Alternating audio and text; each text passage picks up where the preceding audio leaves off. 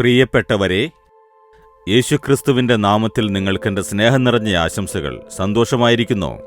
യേശുക്രിസ്തുവിൽ എപ്പോഴും സന്തോഷമായിരിക്കണം. എന്തിനാണ് എപ്പോഴും ദുഃഖിച്ചിരിക്കുന്നത്? കർത്താവ് എപ്പോഴും എല്ലാം നോക്കിക്കൊള്ളും. കർത്താവ് ഇന്ന് നിങ്ങൾക്ക് അത്ഭുതം ചെയ്യും. പിന്നെന്തിനാണ് ദുഃഖിക്കുന്നത്? സന്തോഷത്തോടിരിക്കണം, ശരിയല്ലേ? ഈ സ്ഥലം കണ്ടോ? ഞാൻ പറഞ്ഞില്ലേ, കേരളത്തിലെ കൊച്ചിയിലുള്ള ജൂതന്മാരുടെ പള്ളിയാണിത്.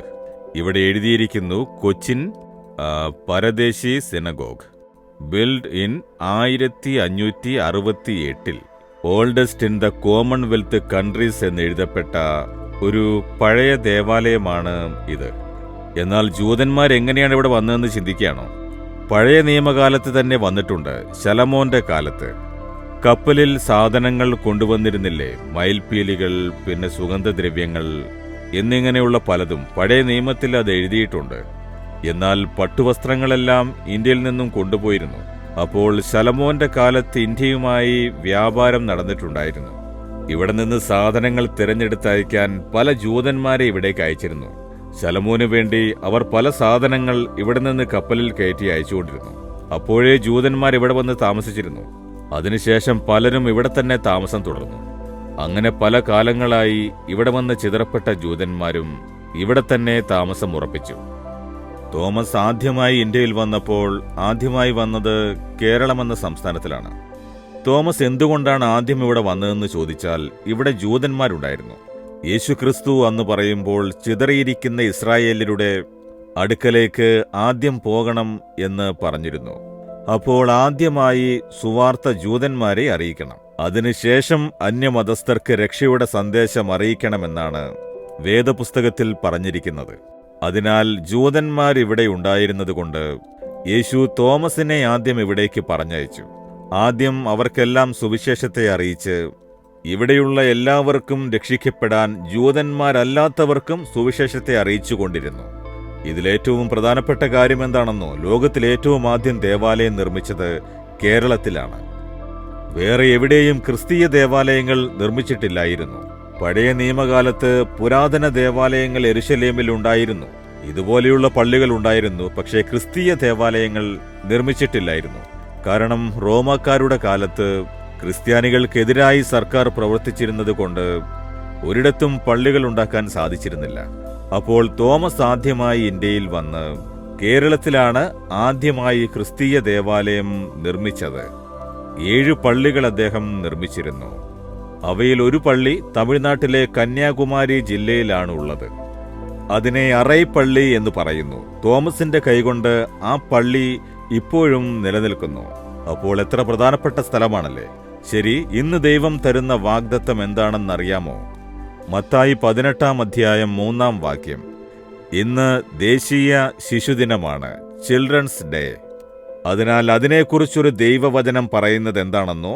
യേശു പറയുന്നു, നിങ്ങൾ തിരിഞ്ഞ് ശിശുക്കളെപ്പോലെ ആയി വരുന്നില്ല എങ്കിൽ സ്വർഗരാജ്യത്തിൽ കടക്കുകയില്ല എന്ന് ഞാൻ സത്യമായിട്ട് നിങ്ങളോട് പറയുന്നു എന്ന്. യേശു പറയുന്നു, നിങ്ങൾ മാനസാന്തരപ്പെട്ട് ശിശുക്കളെപ്പോലെയാവണം.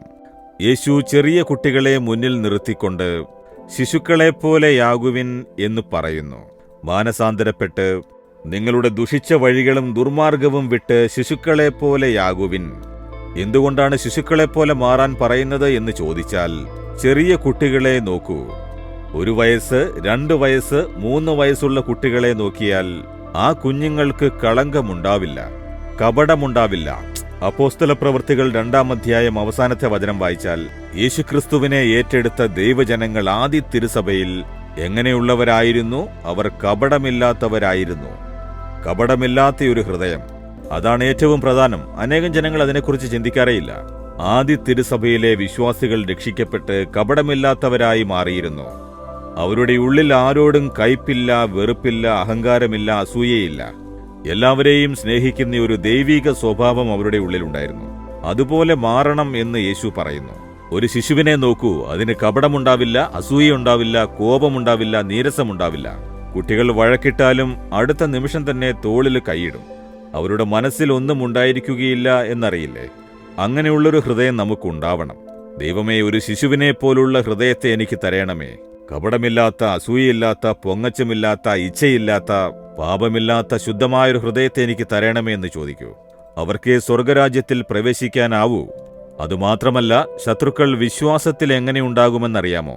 എനിക്ക് അച്ഛനും അമ്മയുമുണ്ട്, അവരെ നോക്കിക്കൊള്ളും. അതാണ് വിശ്വാസം. ശിശുക്കളെപ്പോലെ വിശ്വസിക്കണം. നമ്മളാണ് വിചാരപ്പെടുന്നത്, ചെറിയ കുട്ടികളെ നോക്കൂ. 2 വയസ്സുള്ള കുട്ടി രാവിലെ എഴുന്നേൽക്കുമ്പോൾ, ഇന്ന് ഞാൻ എന്ത് കഴിക്കും, ആരാണ് എനിക്ക് പാൽ തരുന്നത്, മിൽക്ക് തരുന്നത്, ബ്രെഡ് തരുന്നത് എന്നെല്ലാം അവര് വിചാരിക്കുമോ? നിങ്ങളാണ് അവയെക്കുറിച്ചെല്ലാം വിഷമിക്കാറ്. നമ്മളാണ് അതെല്ലാം വിചാരിക്കുന്നത്. ചെറിയ കുട്ടികൾ ഒന്നിനെക്കുറിച്ചും വിചാരപ്പെടില്ല. കാരണം എനിക്ക് അച്ഛനുണ്ട്, അമ്മയുണ്ട്, എന്റെ ആവശ്യങ്ങൾ അവർ നോക്കിക്കൊള്ളും. ഇതാണ് വിശ്വാസം. അതുപോലെയുള്ള വിശ്വാസം നമുക്കും ഉണ്ടാവണം. എനിക്ക് യേശുവുണ്ട്, എനിക്ക് പരമപിതാവുണ്ട്, യേശു നോക്കിക്കൊള്ളും, ഞാൻ എന്തിനു വിചാരപ്പെടണം? അങ്ങനെയുള്ള കുഞ്ഞുങ്ങളെപ്പോലെ നാം മാറണം. ഏൽപ്പിക്കാമോ? ഒരു ദിവസം കൊണ്ടത് നടക്കില്ല. നിങ്ങൾ തുടർന്ന് പ്രാർത്ഥിച്ചുകൊണ്ടേയിരിക്കുമ്പോൾ ആ സ്വഭാവം നിങ്ങളുടെ ഉള്ളിൽ വരും. ശിശുക്കളെപ്പോലെയുള്ള ഒരു സ്വഭാവം ഉണ്ടാകും. കപടമില്ലാത്ത ഒരു ഹൃദയമുണ്ടാകും. വിശ്വാസമുള്ള ഹൃദയമുണ്ടാകും. ദൈവത്തെ ആശ്രയിക്കുന്ന ഒരു ഹൃദയം. ശിശുക്കളെപ്പോഴും മാതാപിതാക്കളെയാണ് ആശ്രയിക്കാറല്ലേ? അതുപോലെ നാമും ദൈവത്തെ ആശ്രയിച്ച് ജീവിക്കുന്ന ജീവിതം നയിക്കണം. അതാണ് യേശു നിങ്ങളോട് പറയുന്നത്. നിങ്ങൾ മനം തിരിഞ്ഞ് ശിശുക്കളെപ്പോലെയാകാൻ ആഗ്രഹിക്കുന്നുവോ? എങ്കിൽ കൈവച്ച്, യേശുവേ, ഞാനും മനം തിരിഞ്ഞ് അങ്ങ് പറയുന്നത് പോലെ ഒരു കുഞ്ഞിനെ പോലെയാവണം. എനിക്കും അങ്ങനെയുള്ള സ്വഭാവം തരയണമേ. ഈ ശിശുദിനത്തിൽ ഇന്ത്യയിലുള്ള, എന്റെ നാട്ടിലുള്ള എല്ലാ കുട്ടികൾക്കും വേണ്ടി പ്രാർത്ഥിക്കുന്നു. അവരെ കാത്തുകൊള്ളണമേ. കുട്ടികൾക്കൊരു ദോഷവും വരാത്ത വിധം കാത്തുകൊള്ളണമേ. കുട്ടികളുടെ മേൽ അങ്ങ് കൈവച്ച് അവരെ താങ്ങി അനുഗ്രഹിച്ച് നടത്തണമേ. യേശുവിന്റെ നാമത്തിൽ പ്രാർത്ഥിക്കുന്നു പിതാവേ. Amen, amen. Jesus readings Malayalam YouTube channel subscribe ചെയ്യുക. ബെൽ ഐക്കോൺ ക്ലിക്ക് ചെയ്യുക. ഞങ്ങളുടെ ദൈനംദിന പ്രോഗ്രാമുകളെക്കുറിച്ചുള്ള അപ്ഡേറ്റ് ലഭിക്കുവാൻ